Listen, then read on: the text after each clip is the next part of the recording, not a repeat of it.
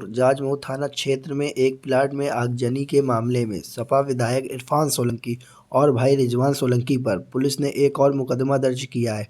Police ने विधायक की गिरफ्तारी के लिए एनबीडब्ल्यू भी ले रखा है। 25 नवंबर को इरफान के वकील की तरफ से अग्रिम जमानत के लिए बेल एप्लीकेशन लगाई गई थी, जिसमें कोर्ट ने 1 दिसंबर को अगली डेट दी है।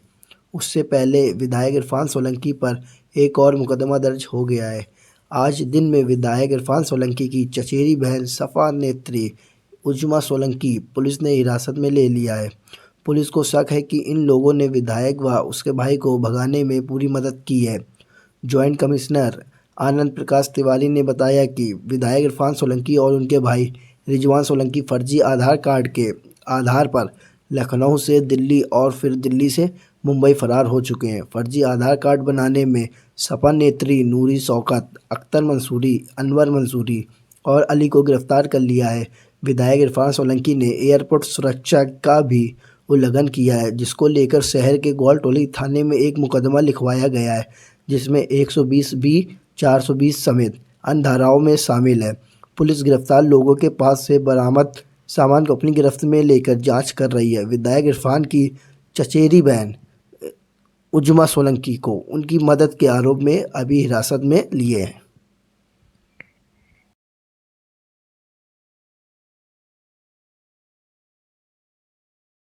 पुलिस ने ग्वालटोली थाने में 198/2022 मुकदमा दर्ज किया है, जिस मुकदमे में आईपीसी की धारा 212, 419, 420, 467, 468, 471 और 120 बी लगाई गई है। जब कानपुर पुलिस जाजमऊ केस के सिलसिले में भारत के विभिन्न शहरों में जैसे कि सूचना हमारे पास उपलब्ध हो रही थी, अनुसंधान चलाने के लिए, तलाशी अभियान चलाने के लिए और नेम्ड एक्यूज्ड को अरेस्ट करने के लिए अभियान चला रही थी, उस समय कानपुर पुलिस के संज्ञान में दिल्ली की टीम और मुंबई की टीम के समक्ष एक नया अपराध कारित होता हुआ प्रदर्शित हुआ, जिसे विवेचना के क्रम में कानपुर पुलिस की दिल्ली और मुंबई की टीम ने अपनी विवेचना में शामिल किया और सह विवेचक के रूप में अनुपूरक पर्चा मुख्य विवेचक को दाखिल किया। मुख्य विवेचक ने इस गंभीर विषय को, जिसमें कि कूट रचित आधार कार्ड बनाना, साथ में कूट रचित आधार कार्ड को लेकर यह जानते हुए भी कि यह एक बहुत ही बड़ा आपराधिक कृत्य है, छद्म नाम से हवाई यात्रा करना, साथ में अंतर्राष्ट्रीय हवाई अड्डे के सुरक्षा घेरे को छद्म नाम से तोड़ना, जिसमें दूसरे का नाम और अपना फोटो लगा हुआ पहचान पत्र प्रस्तुत करना, साथ में इंडिगो की विमान से नई दिल्ली से मुंबई यात्रा करना और वहां पुनः छद्म नाम से बाहर निकलना। ये चीज जब सामने आई विवेचना के क्रम में, तो हम लोगों ने नियमों के तहत नई दिल्ली अंतर्राष्ट्रीय हवाई अड्डे पर हमने 65 बी के तहत सीसीटीवी कैमरे के फुटेजेस कलेक्ट किए और हमने पाया कि 11 तारीख को हमारे जाजमऊ केस के अभियुक्त इरफान सोलंकी वहां पे अंदर जाते हुए दिखाई दिए और उस फुटेज को कलेक्ट किया गया। सेम फुटेज सिमिलर इंडिगो की उस विमान के मुंबई पहुंचने के बाद मुंबई एयरपोर्ट पर भीतर से बाहर तक दिखाई दिया। हमने उस विमान के सभी पैसेंजरों की सूची अधिकृत रूप से ग्रहण की और हमने देखा कि इरफान सोलंकी अपने नाम से यात्रा नहीं कर रहे हैं। मुंबई एयरपोर्ट के बाहर जो कैमरे लगे हुए थे, वहां पे उनको रिसीव करने आए व्यक्ति और गाड़ियों के बारे में भी देखा गया और उनका डिटेल निकाला गया। उनका डिटेल निकालने के बाद उनसे पूछताछ की गई और ये पाया गया कि वो भी षड्यंत्र में शामिल हैं और उन्हें इस बात का पूरा भान था कि जो व्यक्ति ट्रैवल कर रहा है वह इरफान सोलंकी है, वे उसे जानते हैं और वह अशरफ के नाम पे ट्रैवल कर रहा है। यह जानते हुए भी कि एक कूट रचित डॉक्यूमेंट बनाया जा रहा है, कई लोगों ने मिलकर उसे बनाया, जिनका नाम इस मुकदमे के एफआईआर कर्ता ने दिया है। एफआईआर जाजमऊ मुकदमे के मुख्य विवेचक के द्वारा दाखिल की गई है। चूंकि यह पुलिस अधिकारी के नाते हमारा कर्तव्य है कि अगर हमारे सामने कहीं भी कोई संज्ञेय अपराध कारित होता हुआ हमें दिखाई देता है तो यह हमारी रेस्पॉन्सिबिलिटी है कि हम उस पर प्रथम सूचना संबंधित थाने में दर्ज कर दें। चूंकि इस मुकदमे में अपराध कानपुर नगर से आरंभ होता हुआ मुंबई और दिल्ली तक फैला हुआ है, अतः हमने कानपुर नगर में हमारे मुख्य विवेचक ने इसकी सूचना ग्वाल टोली थाना में दी, जहां से यह अपराध आरंभ होता है। कूट रचना जहां से की गई, अनुसंधान उसके लिए भी जारी है। उस कंप्यूटर को, डेस्कटॉप को, लैपटॉप को, उन सारी चीज़ों को हम अपने जिम्मे में ले चुके हैं और अनुसंधान के क्रम में कूट रचित डॉक्यूमेंट का हासिल किया जाना बाकी है, क्योंकि कूट रचित डॉक्यूमेंट मुख्य अभियुक्त के पास है और मुख्य अभियुक्त की अभी भी गिरफ्तारी संभव नहीं हो पाई है। हालांकि इस कूट रचना में शामिल और अपराध के कारित किए जाने का भान होते हुए भी अपराध के कारित किए जाने में स्टेज बाय स्टेज इन्वॉल्व जितने भी लोग हैं उन सभी लोगों को लाया गया है, उनसे पूछताछ की जा रही है और उन्हें गिरफ्तार किया जा रहा है। इस विवेचना के क्रम में हम अगले 15 से 20 दिन में विवेचना को पूरा करके हम माननीय न्यायालय के समक्ष प्रस्तुत कर देंगे और हम माननीय न्यायालय को यह भी बताएंगे कि अभियुक्त कानून को कहीं भी किसी भी प्रकार से सपोर्ट करेगा ऐसी कोई उम्मीद नहीं है और इस क्रम में जो 82 और 83 की कार्यवाही है उसको भी हम त्वरित गति से आगे बढ़ाएंगे। ऐसा हमारी विवेचनात्मक कार्यवाही में हमारा अगला स्टेप होगा। सर, उस्मा सोलंकी को पूछताछ के लिए थाने लाया गया है, क्या वो भी इस मुकदमे में? नूरी शौकत को भी लाया गया है। देखिए, इसमें कुछ लोग नेम्ड एक्यूज्ड हैं इस एफआईआर के, और ये जो एफआईआर है 198/2022 ग्वाल टोली, उसमें नूरी शौकत इसकी नेम्ड एक्यूज्ड हैं। इसके नेम्ड एक्यूज्ड में अशरफ अली हैं, इशरत हैं, अम्मार इलाही हैं, अनवर मसूरी हैं, अख्तर मसूरी हैं और अली हैं।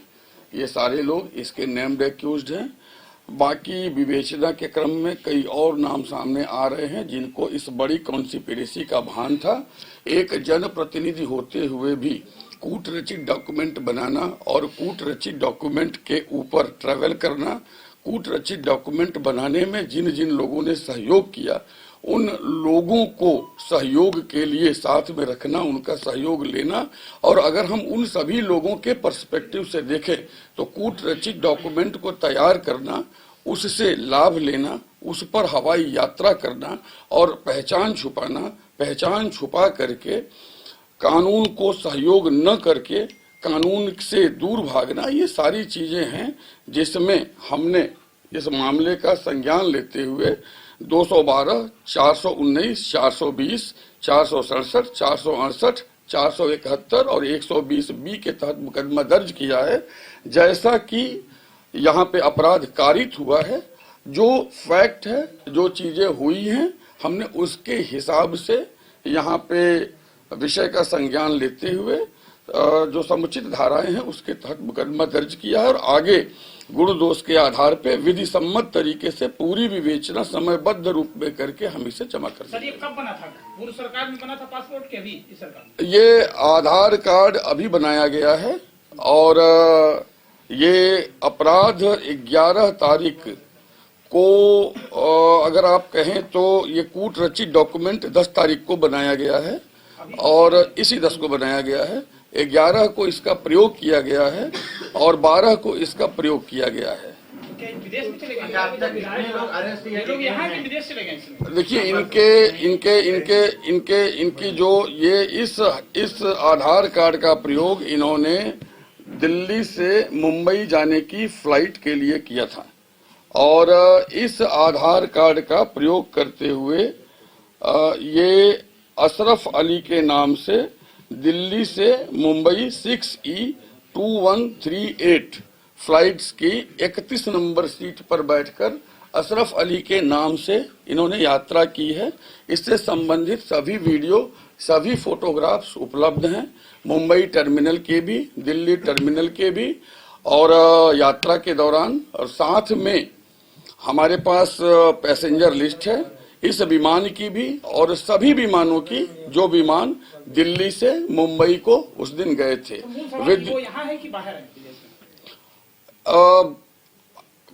ऑपरेशनल इशूज को डेलिब्रेट और डिस्कस हम यहाँ नहीं कर सकते। हमारी पुलिस आवश्यक कार्रवाई कर रही है, उसके एक हिस्से को आपके समक्ष उद्घाटित करना आवश्यक था। हमने दिल्ली में भी अभियान चलाया है, हमने मुंबई में भी अभियान चलाया है, हमने लखनऊ में अभियान चलाया है और हमने भारत के कई शहरों में अभियान चलाया है। सर ये मान सकते हैं कि विदेश भी जा सकते हैं? हमने जो है संबंधित विभाग को पारपत्र जो देखने वाला विभाग होता है, वीजा और पासपोर्ट, हमने उनको घटना के तुरंत बाद लिखित सूचना दे दी है और हमने इनका सारा विवरण सभी को शेयर कर रखा है। तो हम ऐसा मानते हैं कि ऐसी संभावनाएं नहीं है। फिर भी हमारा ऑपरेशन इस संदर्भ में चल रहा है और जैसे ही हमें आगे कोई और चीज मिलती है हम आपसे शेयर करेंगे। कानपुर पुलिस से कब शेयर हुई, मुंबई और दिल्ली से? हमने कानपुर पुलिस को ये सूचना पिछले कई दिनों से हमारे पास थी, हम उस पर काम कर रहे हैं और चूंकि ये ऑपरेशनल डिटेल है तो हमने ऑपरेशनल डिटेल कभी भी किसी के साथ शेयर नहीं किया है और आगे भी नहीं करेंगे। लेकिन ये एफआईआर हमने जो है 26 तारीख को 14:05 पर फाइल की है, जब हमारी टीम हैदराबाद, मुंबई, दिल्ली, राजस्थान और कई अन्य राज्यों से लौट कर आई और जब उसने अपने अनुपूरक पर्चे मुख्य विवेचक को दिए और जब मुख्य विवेचक ने उन पर्चों को पढ़ा और उसे मुख्य विवेचना में शामिल किया तो उन पर्चों के आधार पर इतने गंभीर अपराध को सामने देखा गया और इतने बड़े अपराध को हमें पुलिस अधिकारी होने के नाते मुख्य विवेचक ने अपना कर्तव्य निभाया और ग्वालटोली थाना जहां से अपराध शुरू होता है वहां पे जाकर उन्होंने अपनी प्रथम सूचना दर्ज की। नहीं, ये फर्जी आधार कार्ड कंप्यूटर से वो करके बनाया गया है। नहीं, वो हमने बाहर जाने के लिए संबंधित सभी विभागों को सूचना दे दी है।